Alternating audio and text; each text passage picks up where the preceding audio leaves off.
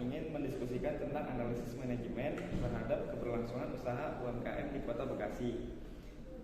Di sini kami beranggotakan yang pertama Saya Sri, Saya Hafifah, saya Iwanta Purba, dan saya sendiri Ardan Desdiantoro. Tujuan dari video kami ini sebagai syarat mengikuti UAS di matkul Manajemen Resiko di Fakultas Ekonomi dan Bisnis. Di sini tuh UMKM yang aku tahu ya, yang itu usaha mikro kecil menengah. Diantaranya itu kayak dagang telur gulung gitu, cilung gitu. Kalau menurut kalian gimana? Ada yang tahu nggak? Ada yang beda nggak definisinya UMKM itu gimana? ya bisa jadi kayak misalkan kita bisnis fashion, baju, terus kita promosikan lewat online. Lebih sering itu sekarang saya lihat tuh di TikTok. Di TikTok itu banyak yang live kayak misalkan baju ini harganya dipromosikan dengan harga segini. Misalnya kayak baju blazer dijadi yang tadinya harganya 65 jadi 35.000. Oh, kayak promo gitu ya? Iya. Kalau sama thrifting gitu bedanya apa ya? Kalau thrifting itu kan dia belinya tuh kan kodian, kayak misalkan satu karung itu harganya 1.500.000, tapi isinya itu banyak, jadi kita bisa ngambil untungnya itu lebih besar.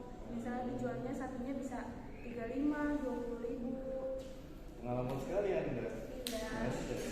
Oke, kalau dari saya itu UMKM ya, contohnya makanan. Seperti yang kita sering makan ya, kayak ada basreng, bakso mercon, ada yang sekarang ada cilok yang bisa dimasak sendiri gitu sih. Tapi itu bukannya pasaran banget ya, Mbak? Itu menurut saya nggak pasaran sih, karena makin hari makin bagus, makin rasanya makin enak dan makin bervariasi sih begitu. Jadi nggak tenggelam lah gitu. Kalau Bayu, Menurut aku sih sebenarnya UMKM itu kan kalau di kelas masyarakat umum itu ada apa contohnya itu pedagang asongan, warung, toko kelontong. Kalau yang biasanya sore-sore kita lihat itu kan ada pedagang gorengan, ada jual nasi padang. Itu di kelas masyarakat ya. Kalau di tingkat zaman milenial biasanya mereka pakai yang UMKM-nya itu di online. Dan kemajuan teknologi mereka gunakan kayak live di TikTok, live di Instagram. Omset mereka lebih tinggi gitu. nih tadi kan ngomongin gorengan ya UMKM, Ya. bisa diolah nggak sih? Kalau gorengan sih kayaknya enggak deh, soalnya adem. Biasanya yang di online itu makanan itu kayak basreng yang udah dikemas. Dan sekarang tuh udah ada cara sendiri buat biar awet kayak gitu. Pakai pengawet? Enggak, itu kayak bisa dibuat adalah alatnya gitu. Maksimal tuh berapa hari sih kalau? Maksimal tuh biasanya 3 hari. Oke. Untuk makanan ya. Kalau di Bekasi kenapa ya? Kalau menurut saya tuh kayak UMKM tuh lebih banyak gampang ditiru gitu. Kenapa ya? Ditiru Karena orang. kita kan di Bekasi ini Jawa Barat ya. Kita sering ya makan makanan yang orang Sunda, itu bumbunya memang gampang sekali diracik gitu. Tapi kalau misalkan kita mau beda, kita harus punya inovasi, ide sendiri gitu. Nah, tadi kan dibahas berikutnya ya. Nih, aku mau nanya nih ke Mbak Ayu nih.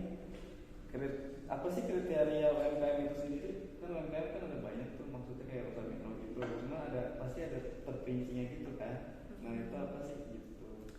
Oh, di sini saya mau jelaskan. Di sini ada 3 kriteria UMKM. Yang pertama itu ada usaha mikro.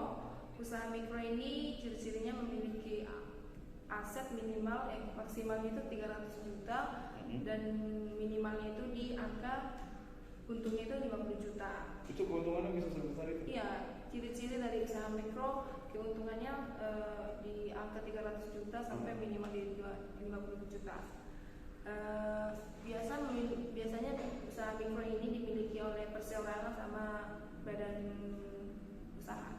Yang kedua itu ada usaha kecil. Ini memiliki keuntungan yang lebih kecil di angka 300 juta tapi di keuntungan minimalnya itu di 2,5 juta. Gitu. Kalau usaha kecil itu yang biasa kita lihat di sekitar kita ya, kayak penjual bakso, itu paling minim di angka 2, juta. Contohnya aku pernah nanya tuh di usaha teh poci, tau kan? Iya tahu. Nah, Teh poci. kemarin itu aku tanya per hari itu paling minim dia keuntungannya di angka 1,2 kalau dia jualan sampai Itu satu hari itu. Iya. Bisa gede kan? Nah, kalau dia sampai malam dia bisa omset di angka 2 juta. 2 juta sehari. Itu teh poci loh. Gaji mau berapa? Gaji Tahu, aku tahu. kecil lah. Di bawah jauh. Kalau dihitung-hitung 2 juta itu per buatlah angka rate-nya itu 1 juta per hari ya omsetnya. Kalau dikali per bulan 30 hari itu 30 juta ya. Jauh lah dari gaji kita. Gak minat gak? Usaha. Minat nanti kalau lagi nabung mas. Oh gitu. Ya, nah yang terakhir itu ada usaha menengah. Ini ciri-cirinya usaha yang dijalankan oleh seseorang atau lembaga atau kelompok juga. Ciri-cirinya itu keuntungannya di angka 2, juta sampai 50 juta per tahun.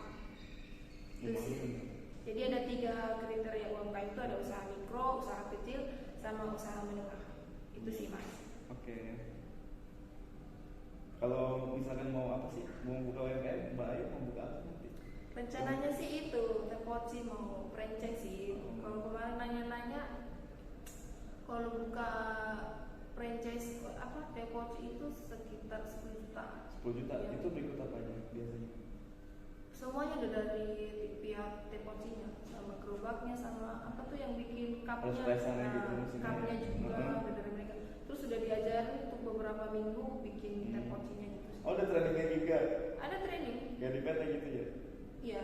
Biasanya kalau tempatnya itu udah kita yang tentuin atau emang dari teh pocinya? Kita sih yang nentuin. Beda kalau yang nentuin itu biasanya kayak yang lebih gede kayak wedding, apa? Mixu tuh. Mixu bisa. itu kayaknya yang nentuin kita. Oh, Mixu masih kita ya? Kita gitu. Yang nentuin sendiri tuh kayak KFC, McD kan tahu mereka jaraknya apa gitu. Jadi itu kita di angka 10 juta itu udah dapat semuanya, kayak tempatnya, terus mesinnya. Iya dapat. Mungkin bisa kemarin sih aku belum nanya ya, kalau kayak es batunya kayaknya nggak tahu pribadi atau dari mereka juga ya. Terus cupnya juga dari mereka. Kayak kemarin katanya karena orderan banyak, terus cupnya itu nggak sempat di label kan. Jadi ya karena keteteran mereka kasih cup polosan gitu. Oh, oke. Itu biasanya kita boleh nggak sih kayak request sendiri gambarnya gitu? Kita kan kreatif nih, kita pengen beda nih di angka 10 juta itu, bisa nggak sih kita request sendiri gambarnya, temanya gitu? Kayaknya enggak deh, karena kan teh poci udah punya Udah punya standar prinsip. sendiri kan. Kita harus diikutin itu. Namanya franchise kan nggak bisa diubah ya. Kalau diubah kayaknya harus ganti nama nih. Ganti nama gitu. Waktu itu aku pernah lihat kayak di teh poci itu dia kayak ada tambahannya, kayak misalkan ada gudainya, ada Ya, nutrisarinya. Itu biasanya dari kita sendiri atau emang dari perusahaan Dari teh pocinya? franchise-nya itu. Franchise itu. Kayak itu dari franchise-nya tapi karena kurang laris ya, yang bestsellernya itu teh poci, jadi nggak terlalu mencolok sih kayak apa tuh kayak tepo apa yang varian baru sih termasuk ya. Iya, saya lebih suka green tea-nya malah. Oh gitu Jadi ya. Iya. ada green tea. Ada, saya lebih suka green tea daripada yang originalnya. Oh gitu. Tapi sekarang jualan teh poci udah banyak juga ya dari merek-merek lain. Iya. Itu gimana kan cara ngadepinnya? Beberapa banyak kayak saingan lah gitu. Biasanya itu lebih mempertahankan pelanggan. Iya, biasanya lebih ke kayak pelanggan biasa beli di sini udah nyaman di sini gitu. Dan rasa teh pocinya Rasanya juga beda ya. enak Iya. gitu. Tergantung lidah masing-masing. Iya. Kalau saya sendiri sih ya lebih ke banyak-banyak yang mana sih gitu. Oh. Banyak apa dulu nih? Itu ada yang kalau teh poci itu harga 5.000 ya segini dong. Kayak Oh, iya. kalau besar ya. Saya ketemu kemarin itu semacam minuman juga kayak teh poci itu 5.000 itu lebih besar gitu. Oh, bisa jadi. Tapi mungkin Mungkin pindah tempat deh Oh, iya. gitu. Gitu. Terus ya udah cukup ya Mbak Ayu ya. ya cukup. Yang kedua saya mau nanya ke Mbak Fifah. Di sini tuh mengapa dalam melakukan usaha pengusaha itu kan pasti ada resiko ya. Iya.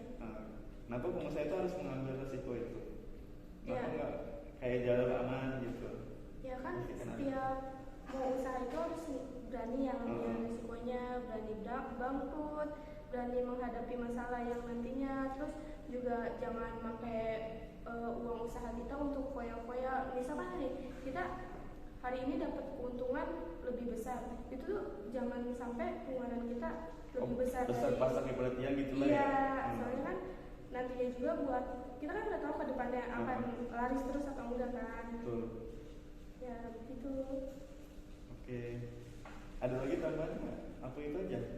Kan setiap usaha juga kan nggak boleh ngerasa takut ya. Kayak misalnya kita mau buka usaha tuh nggak boleh kayak nanti takut gagal, takut itu. Sebelum ngelakuin kita usaha itu harus kayak kita nanya ke temen nih, misalnya temen usahanya udah bagus, gimana cara ngitung modalnya, gimana cara ngitung keuntungannya, ya seperti itu sih. Kalau buat Mbak Sri, apa aja sih resiko utama dalam usaha itu? Bahkan sebelumnya pernah usaha basreng ya, dan basrengnya itu kemana? Oke. Sebenarnya saya ngomong dulu nih basrengnya kemana. Kebetulan saya juga kerja nih, kuliah juga. Jadi saya tetap jualan tapi di daerah saya aja gitu. Enggak kayak kemarin tuh yang antar jemput kayak COD gitu kan. Gitu. Kalau sekarang ya di lingkungan sendiri kayak di kantor saya sendiri deh gitu. Kira besar hilang gitu. Enggak dong, tetap. Ya memang penghasilannya nggak sama kayak yang pas kemarin COD. Kan saya sibuk gitu. Resiko sendiri tuh contohnya modal sih. Modal ya? Modal terus banyak banget pengusaha kecil yang terlalu cepat. Nggak lihat dulu resikonya seperti apa sih. Mereka kayak minta atau minjem uang bank, akhirnya mereka terburu-buru nih, jadinya bangkrut cuma sebentar gitu. Ini tadi kan ngomongin modal ya, kan semua orang kan finansialnya berbeda-beda ya. Iya. Nah itu kalau maksudnya dilarang buat ngambil dari kayak bank gitu, itu atau gimana? Ya. Nah dari saya sendiri nih berpengalaman di UMKM nih, saya adalah orang yang nggak punya modal. Gimana sih supaya kita tuh bisa usaha dengan nggak punya modal? Kita nggak bisa, kita jangan ngambil usaha yang kayak contohnya Mbak Ayu ini yang 10 juta. Jangan, kayak saya kemarin itu hanya bermodal 50.000. Untungnya lebih dari 200.000. Oh berarti bisa jajan di tempat 3 dah. Jangan gitu dong. Bisa lah gitu. 100 lebih lah gitu. Kenapa sih 100 lebih? Saya di basreng sendiri nih. Saya buat 1 kilonya itu cuman 50 ribuan lah. Enggak 20 ribuan. Bukan kilo ya, tapi bakso yang udah jadi. Itu cuma 16.000. Terus kayak paling tempat itu ya 20 ribuan lah gitu. Ya segitulah harganya, nggak mahal kayak gitu. Itu saya putar modal gitu. Kayak kemarin saya ngedapetin 200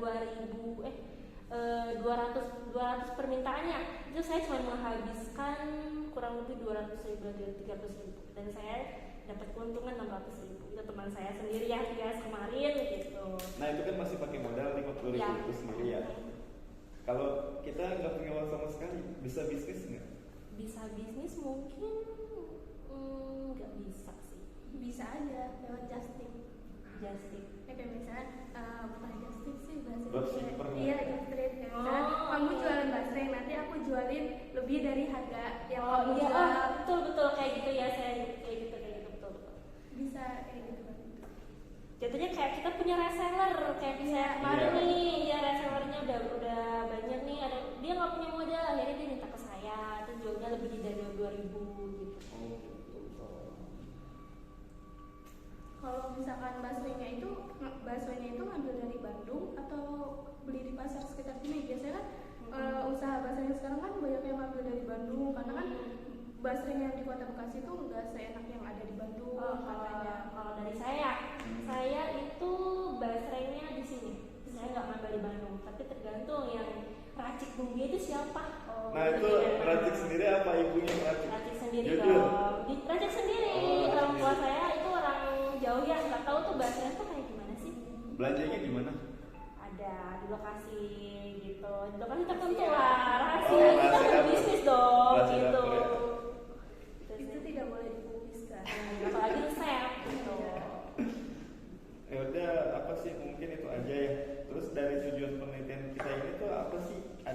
nyebutin nggak di antara kita berempat? Dari Apa? tujuannya dari saya kita jadi tahu nih resiko-resikonya itu apa aja sih, usaha-usaha apa sih yang untuk yang muda-muda yang nggak punya modal, terus Typewochi itu seperti apa, respon dari Mbak Hafifah tadi seperti apa gitu sih. Kalau menurut saya sendiri sih ya apa namanya, kalau usaha itu nggak usah takut kalau nggak ada modal, soalnya sekarang sistem udah banyak, tinggal kepercayaan orang-orang itu sendiri gimana tentang kayak misalkan bisnis tuh bisa dropshipper yang tadi kita jelasin ya, bareng-bareng gitu kan. Kalau menurut Mbak Hafifah dan Mbak Ayu ada nggak? Kalau apa ya, contohnya tuh Mixu ya lagi viral di Indonesia itu sekarang tanpa modal bisa. Bisanya itu bisa meminjamkan modal buat yang itu franchise-nya gitu. Pantesan ya rokok-rokok kosong Ya. Mitsu ya. Mungkin dia udah punya toko bingung mau usaha apa, jadi ambil usaha. Tapi nggak tahu ya, di luar sana juga selain Mixu itu meminjamkan modal juga. Tetapi yang karena pilar Mixu ya, setahu saya searching juga katanya Mixu itu mau meminjamkan modal buat yang mau itu, yang nggak punya modal untuk buka Mixu. Terus kalau menurut kalian nih, apa aja sih UMKM sebagai kita kan mahasiswa nih yang bisa dibuka gitu, yang bisa kita apa sih dibangun sama kayak anak-anak yang kayak kita, anak-anak kuliah gitu yang notabene nggak kerja gitu kan, gimana usaha apa aja gitu? Saya sudah merasakan sendiri ya, contohnya yang saya sebut berulang-ulang kayak basreng, makanan-makanan gitu kan. Kalau orang-orang kuliah kan pusing nih, pasti mau yang pedes gitu, itu sih dari saya. Kalau aku sih lebih kayak misalkan jualan pulsa atau kayak misalkan kamu mau transfer tapi adanya uang cash, saya ada uang di rekening, jadi nanti saya mengambil keuntungan transfer itu dari itu, ya semacam buka konten. Waktu berjalan di kampus lah ya gitu. Iya, lumayan keuntungannya juga. Kalau Mbak Ayu, Apa ya, karena mahasiswa itu sekarang kan orangnya udah pintar-pintar ya. Mungkin kalau secara jualan face to face mungkin kurang. Jadi karena juga sekarang udah kemajuan teknologi, ya WA order. Jadi mahasiswa itu bisa pakai WA, pakai handphone, bikin video, konten apa namanya? konten kreator itu, bikin- YouTuber lah ya. bikin apa namanya, konten di TikTok, like-nya berapa, jadi dia di endorse gitu sih. Iya Ya, betul. misalkan kayak konten dari In My Life. Ada sesuatu yang bikin aku nyaman. Ya baik, terima kasih semuanya telah menonton video podcast kami yang sedikit berfaedah dan baik berfaedah dan sedikit tidak berfaedah. Kami dari kelompok 2 mengucapkan terima kasih sebelumnya. Apabila ada kata-kata yang salah mohon dimaklumi. Sekian dari kami. Wassalamualaikum warahmatullahi wabarakatuh.